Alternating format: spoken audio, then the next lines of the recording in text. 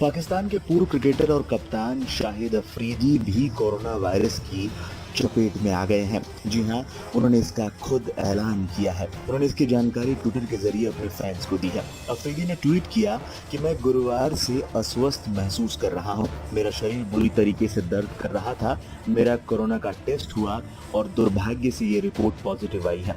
शीघ्र स्वस्थ होने के लिए दुआओं की आवश्यकता है, इंशाअल्लाह। बता दें, कोरोना के संक्रमण शुरू होने के बाद से ही अफरीदी पाकिस्तान में लगातार गरीबों और जरूरतमंदों की मदद कर रहे थे।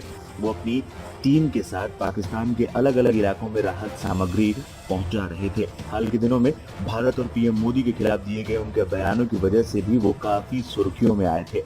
अफरीदी ने पीएम मोदी को डरपोक बताया था, साथ ही कश्मीर मुद्दे का भी राग अलापा था। आपको बता दें, पाकिस्तान में कोरोना वायरस लगातार पांव पसार रहा है। पाकिस्तान के स्वास्थ्य मंत्रालय ने शुक्रवार को बताया कि मुल्क में बीते 24 घंटे के दौरान रिकॉर्ड 6,397 मामलों की पुष्टि हुई थी। इस बीच संक्रमितों की संख्या बढ़कर 1,25,933 तक पहुंच गई है। वहीं अब तक 2,463 लोगों की मौत भी हो चुकी है, जबकि 40,000 से ज्यादा लोग उबर भी चुके हैं। पाकिस्तान के पूर्व कप्तान शाहिद अफरीदी को कोरोना वायरस की रिपोर्ट पॉजिटिव आने के बाद पाकिस्तान में जैसे तहलका समझ गया है। शाहिद अफरीदी हाई प्रोफाइल लोगों में गिने जाते हैं और उनको कोरोना वायरस होना पाकिस्तान के लिए अच्छी खबर तो बिल्कुल नहीं है।